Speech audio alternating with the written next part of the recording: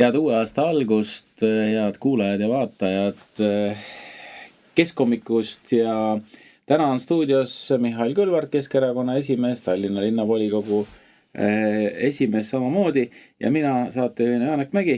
Täna oleme kahekesi aga teemad on selles mõttes väga teravad ja alustame kohe maailma poliitikast. No see, mis Venezuelas juhtus, võib-olla see polnudki nii ootamatu, aga siiski, kui me jälgime uudiseid ja kogu seda voogu, siis kõik räägivad, et nüüd ongi maailmas alles jäänud ainult 3 riiki, Hiina, Venemaa ja USA. Kas see on nii, Mihhail? No esiteks ei ole ju juhtunud midagi kontseptuaalselt uut. Et me mäletame, mis toimus Iraagis, Liibüas. Võib-olla vahe seisneb selles, et tookord rohkem räägiti demokraatia ekspordist. Praegu rohkem räägitakse nafta impordist. Ja ajalugu näitab, et kunagi ei olnud nii, et riik, kuhu tuuakse demokraatiat ja viiakse naftat välja, et inimeste elu läheks paremaks. See niimoodi ei toimi, aga tegelikult see ei olnud ka eesmärk. Kunagi see ei olnud ka eesmärk. Alati eesmärgiks oli maaressurss, nafta. Vahe on selles, et Trump, lugupeetud president, ütleb seda otse välja. Et ei ole vahet, kas üks türaan või teine türaan, kui see türaan on valmis tegema koostööd Ameerika administratsiooniga, presidenti administratsiooniga, siis jumala pärast. Seal oligi väga huvitav detail see, et ameeriklased ütlesid, et praegune senine juhtkond võib jääda paika, et me võtsime küll teil presidendi ära, panime ta pokri, viisime Ameerikasse, aga kui te nüüd teete täpselt seda, mida meie ütleme, siis läheb kõik edasi. Ja võib-olla Eestis ei hoomata, kui suure riigiga on tegemist, et kus elab 32 miljonit inimest ja mille pindala on 1,5 korda Ukraina oma, nii et tegelikult on ikkagi väga suur riik. Ja sellise võjuga sündmused on aset leidnud. Ja vaata, ma arvan, et me tegelikult ei hooma ka seda, et Venezuela ei ole päris Ameerika naaber. Et ei ole väga lähedal 2 riiki, aga vaatamata sellele edukas sõeline operatsioon. Ja mulle tundub, et kui me tegelikult saame aru, mis toimub ja meie riigi ametlik kommentaar on see, aga vaadake, see oli ju türaan, et väga tore, et teda võeti maha, et see ongi demokraatia ja Venezuela inimeste huvides. Aga midagi pole muutunud. See sama režiim, need samad inimesed, samad eesmärgid. Muutus ainult see, et nüüd Ameerikal on olemas ka kontroll ja on tagatud Ameerika ärihuvid. Või vähemalt sellise eesmärgiga see operatsioon oli läbi viidud. Mul on tunne, et nad õppisid Iraagist, kus süsteem nagu korraks lagunes täiesti ära, keegi ei saanud aru, mis toimub, väga palju kuritegevust, kõike muud sellisest negatiivset oli üsna lühikeses perioodis nagu juhtunud, aga nüüd nad said aru, et tegelikult olemasolevat süsteemi ei tohi muuta, et tuleb lihtsalt näidata, et kui te nii ei tee, nagu mina tahan, siis juhtuvad sellised asjad ja täpselt samamoodi hirmuvalitsuse all peavad nüüd ka need teised kahtlased režiimid seisma, et ma arvan, et Kuuba saba väriseb juba päris kõvasti ja võib-olla mõnel teisel riigil veel. Ja ma arvan, et signaal on antud terve maailmale ja mitte ainult Kuubale, vaid ka Euroopale. Ehk siis ja signaal on väga konkreetne. Et Ameerikal on huvid, Ameerika seda ei varja, ei ole vaja pakkuda nagu maailmale mingi juttu demokraatiast, võib otse öelda konkreetsele riigile, meil on selline huvi, teil on nii palju aega. Aeg möödub, kui kokkulepet ei tule, siis tulevad tagajärjed. Ja noh, ma arvan, kõik on teinud järeldusi. Ja veel üks aspekt, me oleme sellest ka varem rääkinud, et see on ju ka kauplemise viis. Et kõigepealt antakse teada, et tuleb 100% tariifi tõus, siis öeldakse, no okei, 20% ja kõik on õnnelikud. Aga tegelikult no see 5 korda vähem. Ja 5 korda vähem, aga tegelikult 20% see on tohutu tõus. Ja siin samamoodi, et võtame teie presidenti ära, aga siis midagi lepime kokku ja teoreetiliselt kõik on õnnelikud. Millega ma olen nõus, mida sa tõid välja, see on väga õige, see on küüniline, aga väga õige, et väga tihti türaan on parem kui kaos. Ja Iraagis me seda tegelikult oleme näinud. Ja mitte ainult Iraagis, vaid ka Liibüas. Ja see on parem ka rahvale. See kõlab väga küüniliselt ja veidralt, aga kahjuks see nii on. No ma arvan, et lihtsalt riigi ja vangla juhtimine, ega seal suurt vahet ei ole või ettevõtte juhtimine, et need printsiibid on väga sarnased, et keskkond on loomulikult väga erinev, aga printsiibid on väga sarnased, kuidas panna inimesi käituma niimoodi, nagu sa tahad. Aga kui tulla korra selle jagamisfilosoofia juurde, et võib-olla ameeriklastele on juba pikka aega tundunud, et tegelikult need kokkulepped, mis kunagi tehti inimeste poolt, kes on ammu surnud, et need ongi ajast ja arust, et teise maailmasõja aegselt kokkulepped, noh, ma arvan, et näiteks Moskvas kindlasti arvatakse praegu, et see oligi suur geopoliitiline katastroof, et Nõukogude Liit kokku kukkus ja nii edasi. Aga kuhu ma nüüd tüürin on see, et võib-olla nüüd me olemegi sisenenud sellisesse aega, kus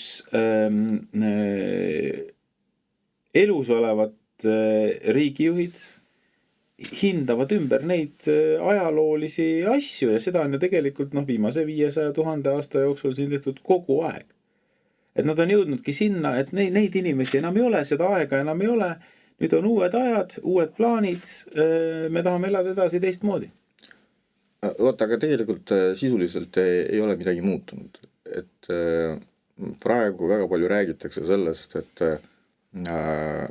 rahvusvaheline õigus, rahvusvaheline kord on rikutud. Ma arvan, et on rikutud rahvusvahelise diplomaatia retoorika traditsioonid. See on muutunud, aga sisu ei ole muutunud. Et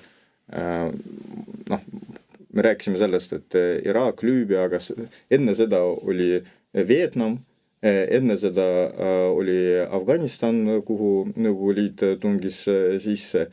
Ehk siis need samad riigid, kes pidid vastutama maailma korra ja rahvusvahelise õiguse eest peale teist maailmasõda. Need samad riigid olid esimesed, kes seda ühel või teisel viisil rikkusid. Ja Lõuna-Ameerikas samamoodi, see ei ole ju esimene kord, kui Ameerika tungib sisse ühel või teisel viisil. Lihtsalt meil ei peaks olema illusiooni. Ma arvan, et 10-20 aastat tagasi meil võib-olla oli natuke selline romantiline suhtumine või siis me pigem püüdsime seda romantilist suhtumist valijatele pakkuda. Et Afganistanis või Iraagis, et meil on rahvusvaheline õigluse missioon ja nii edasi, aga tegelikult ei ole. On olemas suurte riikide huvid ja sellega tuleb arvestada. Ja nüüd siin on ka teine äärmus. See ei tähenda, et nüüd me kindlasti peaksime nüüd enda liitlast kritiseerima. Ja ütlema, et mis mõttes rahvusvaheline õigus on rikutud. No kuulge, me oleme seda aksepteerinud varem alati ja praegu ei ole midagi muutunud. Meil ei ole väga palju liitlasi tegelikult ja rääkimata sellest, et me ei saa endale lubada olla konfliktis iga suure riigiga. Et Venemaa, Hiina ja Ameerika. Et tuleb valida, kellega me oleme ja meil siin ei ole midagi valida.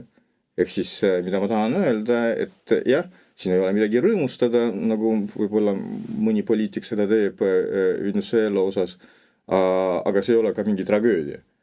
Noh, minu arvates, et see on lihtsalt järjekordne samm ja järjekordne tõend selleks, et see ongi päris maailmakord.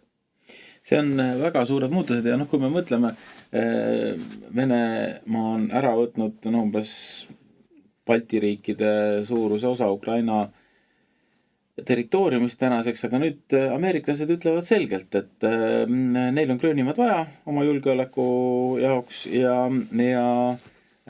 Taani väriseb, seisukohtadest on näha, et nad on nagu, vähemalt nad on ikkagi väga-väga mures, ütleme nii, aga nüüd värske uudis on see, et USA on mõelnud, et tegelikult, et ega nad ei tahagi sõjaliselt võtta, et nad lihtsalt ostavad ära Taani käest selle.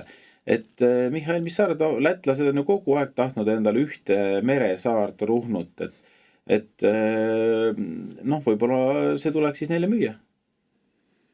Ja, no kui nad peaksid käituma nii nagu käitub Ameerika, siis kõigepealt peaks toimuma selline operatsioon Saaremaal ja siis läbirääkimised Ruhnu osas.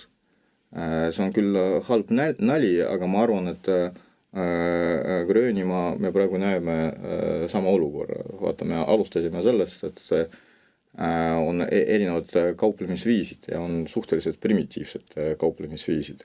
Ja ma arvan, see on sama signaal, et vaadake, mis on teoreetiline võimalus, aga on võimalus ka kokku leppida. Ja siis, kui aasta tagasi oli juttu ka sellest, et võiks ju osta või kuidagi üle anda, siis ma arvan, et kõik ütleksid, et mitte mingil juhul. Aga nüüd, kui on teoreetiline, aga võib-olla mitte teoreetiline oht, et ka võib küsimusega teismoodi lahendada, siis osto on ju päris normaalne lahendus, et ja kõik võib-olla siis plaksutavad. See ongi see sama kauplemise viis. Võib-olla ma ei ole nagu päris nõus sellega, mida sa ütlesid, et on tulnud suured muutused, jah, suured geopoliitilised muutused, aga mitte kontseptuaalsed muutused. Et muutus seisneb selles, et me saame aru, et rahvusvaheline õigus ei eksisteeri, on olemas see jõud ja suurus ja ressurss ja lihtsalt me peame täna sellest lähtuma või siis ausalt tunnistama, et see oli nii ka varem. Ja selles mõttes Ameerika käitumine võrreldes sellega, mida teeb Venemaa, on päris kirurgiline. Vaata, sa ütlesid, et Venemaa hõivas osa Ukrainast, mis on päris suur territoorium, aga võrreldes sellega, kui suur on ise Venemaa ja kui suur on Ukrainas, tegelikult ei ole suur territoorium. Ja nüüd paneme selle vastu, kui palju on inimesi tapetud, kui palju on ressurssi ära kuulutatud, siis tegelikult, kui mõelda nii, nagu mõtleb Ameerika või Trump äriliselt, siis see oli absoluutselt mõttetu. See oli absoluutselt mõttetu juba ette, see on nagu tõsi, aga selle Gröönimaa puhul on veel huvitav, et võib-olla inimesed ei hooma seda territooriumit, millest siin üldse räägitakse. On 2,1 miljonit ruutkilomeetrit, see on pool Euroopa Liidu pindalast, pool, 50%. Ja 30 000 elanikust, inimesi seal eriti. 56 000 umbes. Nii et ütleme, et 56 000 inimest, et see on selline Narva suurune inimeste arv, no nüüd on vist Narvas isegi vähem juba, aga noh, oli mingi hetk oli sellised numbrid, aga see territoorium on üüratu, et selles mõttes Venezuela puhul on ka täpselt samamoodi mastaabi efektist arusaamiseks, et see on 2 Rootsit, Venezuela, ehk siis sisuliselt natukene vähem kui kogu Skandinaavia, Norra, Rootsi ja Soome kokku, natukene vähem, et see on nagu ja siis, et need territooriumid, mida Venemaa siin praegu noolib, vähemalt siiamaani, et need on tõesti nagu tolm, et võrreldes sellega, mida me räägime Ameerikas. Ja, territoorium, ressursse Venezuela puhul Ameerikale territooriumi vaja ei ole ja inimesi ka seal on... need on juba läinud varem, sest Venezuela põgenik on terve Ameerika täis, et selles mõttes kõik, et selles mõttes. Ja, aga naftat seal on väga palju ja see ei ole lihtsalt ressurssi, on võimalik ka saada kontrolli naftaturu üle ja mõjutada hindu ja nafta hind on suur geopoliitiline mõjutegur, et see on midagi palju globaalsem kui lihtsalt nagu täiendav ressurss. Absoluutselt. Aga loodame, et siis Euroopa Liit, Euroopa liitlased seisavad Taani selja taga ja sünnivad ikkagi mõistlikud lahendused ka nende Ameerika huvide kaitsmiseks ilma verevalamise ja Ameerika presidendi nõunikud ütles väga tabavalt, keegi ei hakka ju sõdima meiega Gröönimaa nimel, et pole mõtet seda arutada, et mingi sõjaline konflikt, et me siin arutame, kuidas me võtame, aga ükskõik, kuidas me võtame, sellist asja nagu selline konflikt ju niikuinii ei tule. Ja eripärane on veel see, et tegelikult Gröönimaal on Ameerika baasid praegu ju olemas. Et iseenesest nagu Krimmis Venemaa baasid. Jah, täpselt sama situatsioon, et selles mõttes on nii, aga rahvusvahelise poliitikaga kindlasti nüüd sellel aastal jätkame olulisel määral, sellepärast et tundub, et need teemad, mis toimuvad Ameerikas ja mis toimuvad Euroopas, mingeid kiireid lahendusi siin kuskil ei paista. Aga tuleme korraks Eesti juurde. Sellel aastal on meil taas presidendi valimised ja nüüd on juhtunud selline olukord, et siiani erakordselt rahulikult toimetanud presidenti, võib-olla ta on mõned seadused tagasi saatnud ja niimoodi, aga otseselt meedias sellist suuri rünnakuid varem pole nagu olnud. Ja nüüd ta on nagu kõiges süüdi, kõik teeb valesti. Esiteks ma küsiks, et mis sa arvad, kas ega see juhuslikult ei ole seotud presidendi valimistega? Ja siis teine küsimus on see, et kes siis presidendiks saab, et ma arvan, et sa ju nime tead. Kui sa niimoodi küsid, siis ma pean küsima vastu, kas presidendi valimised tulevad või? jah, ma ikkagi arvan. Ega sa nüüd ei vihja ometi Ukrainale, kus tegelikult kõik ootavad väljapoolt, et iga saaks valimised ära korraldada, seal on nüüd aeg üle läinud ja tänu sõjale ja... Jah, muidugi me elame maailmas, et kus kõik on võimalik, aga me juba arutasime aasta lõpus, et on alanud kampaania presidendi vastu, Karise vastu ja selleks on 2 põhjust. Et esiteks 3. Esimene, nagu sa ütlesid, presidendi valimised tulevad. Teine põhjus seisneb selles, et tegelikult president on meil väga populaarne ja usaldus tema suhtest rahva poolt on mitu korda suurem kui valitsuse suhtest teadaolevalt. Et numbrid olid vist valitsus 12 ja president 64%. Et valitsusele see kindlasti ei meeldi, rääkimata sellest, et president mõnikord midagi kriitiliselt teeb või arvab valitsuse osas.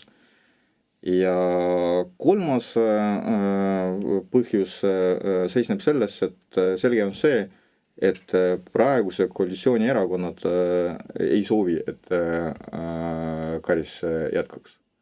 Et nad tulevad enda kandidaadiga, kas see kandidaat on juba valitud, seda ma ei tea, kas suudavad Reformierakond, Eesti 200 ka sotsidega kokku leppida, et valida juba Riigikogus, seda me veel ka täpselt ei tea, aga sotsid juba andsid mõista, et nende huvi ongi valida just Riigikogus, mis omakorda võib tegelikult tähendada, et on soov kokku leppida, et kolme erakonna vahel, ehk siis Reform, Eesti 200 ja sotsid, et kes on nende ühine kandidaat ja teda valida juba Riigikogus. Pead sa seda reaalseks? Jaa, vaata, see on reaalne sellepärast, et kui Riigikogu ei vali, siis tekib uus olukord. Sest valijameeste seas on ülekaal teistel erakondadel. Et räägime sellest, et seal on ka väga palju inimesi, kes otse erakondadega ei ole seotud, aga Nad saavad 2/3 siis kokku, arvad? Matemaatiliselt see on võimalik. Et kui Riigikogus Reform, Eesti 200, sotsid panevad seljad kokku, ma ei tea, mõni aknaalune ka, ja siis matemaatiliselt see on võimalik. Ja vaata, see poliitiline olukord samamoodi näitab, et siin võib tekkida ühine huvi. Sest kui Reform, Eesti 200 ja sotsid omavahel ei lepi kokku, siis suuremad võimalused tekivad Isamaal, Keskerakonnal ja EKRE-l. Ja sellepärast ma arvan, nad ongi huvitatud valida Riigikogus. Ehk siis minu arusaam näitab vähemalt kahte asja. Et esiteks Alar Karis kindlasti ei ole koalitsiooni kandidaat ja teiseks kindlasti koalitsioon koos sotsidega püüavad valida Riigikogus. Kristen Michal on korduvalt rõhutanud, et tal on hea läbisaamine ka siin hiljuti presidendiga ja et majanduslikult oleks ju riigile kõige kasulikum siiski, et president teeks 2 ametiaega, sellepärast et muidu tuleb jälle hakata maksma suuri summasid presidendile, kes ei saa tööd teha. Vaata, ma arvan, et see on argument tegelikult. Ühes küljest võiks ju öelda, et me ju räägime nagu presidendist, et see ei peaks olema peamine nagu argument, aga kui on näha, et meil on minu arvates, see on minu isiklik arvamus, et meil on soliidne president, siis ja teades, et tema roll ühiskonnas institutsionaalselt ei ole väga suur.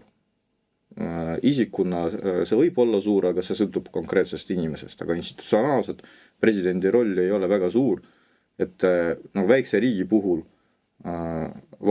toota presidente regulaarselt ei ole väga mõistlik tõepoolest. Ja selles mõttes, kui see oleks mitte poliitiline küsimus, aga ühiskonna huvide küsimus, riigi huvide küsimus, siis ei oleks vaja kedagi uut valida, sest minu arvates Alar Karis enda rolliga saab hakkama. Aga siin tuleb teine mäng, sest mida niimoodi väga konkreetselt ütles üks Eesti 200 juhtiv poliitik, et kuna on oht, et järgmine valitsus on konservatiivne, siis tasakaaluks oleks vaja valida kedagi, kellel oleks esiteks rahvusvaheliste suhete taust ja teiseks, et ta oleks sellele konservatiivsele valitsusele oponendiks. Ja sa ütlesid väga olulise märksõna, et rahvusvaheliste suhete taust. No Eesti rahvas on kogu aeg pigem tahtnud sellist presidenti, kes on näoga rahva poole ja noh, võib-olla kõige legendaarsem on loomulikult Arnold Rüütel, kes seda rolli võib-olla kõige paremini viimastest presidentidest täitis, aga kui oluline üldse on Eesti presidendi selline välispoliitiline võimekus, sest loomulikult see oleks väga vahva, Toomas Hendrik Ilves tegi seda tööd tõenäoliselt vähemalt peale Lennart Merd kindlasti väga hästi, talle pakkus teema huvi, ta tegeles sellega, aga see mõju, et kas seda mõju tegelikult ikkagi on, sest kui me võtame ka näiteks need Euroopa Liidu suured kogunemised, kus laua taga on 27 riiki, igaüks saab rääkida minuti või 2. Ma mäletan, kui ma käisin Ateenas, seal oli OECD rahandusministrite kogunemine, laua taga oli 38 riiki, mul oli kõne ette valmistatud 2 või 3 minutit, ma ei mäleta, kui pikk see oli, loomulikult see oli kõik, lugesid maha seda, keegi seal midagi ei inspireerinud, aga korrutada nüüd see inimeste arvuga läbi, siis ikka mitu tundi. Ja et tegelikult sa ei saa seda mõju, et sa võid olema selleks Donald Trump, aga Eesti presidendil sellist mõjujõudu ei ole. Vaata, kõik need rahvusvahelised formaadid ja organisatsioonid on muidugi väga oluline viis, kuidas poliitikat mõjutada, aga kindlasti see ei ole peamine viis.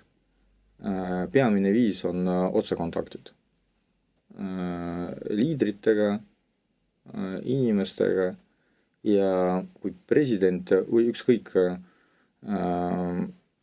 kes on see riigi esindaja, on suuteline luua neid kontakte, tal on karismat, tal on kompetents, ta teab, mis on riigi huvid, meie riigi huvid ja mida on vaja saavutada, siis poliitikat minu arvates, päris poliitikat tehakse väga palju otse, mitte rahvusvaheliste organisatsioonide kaudu.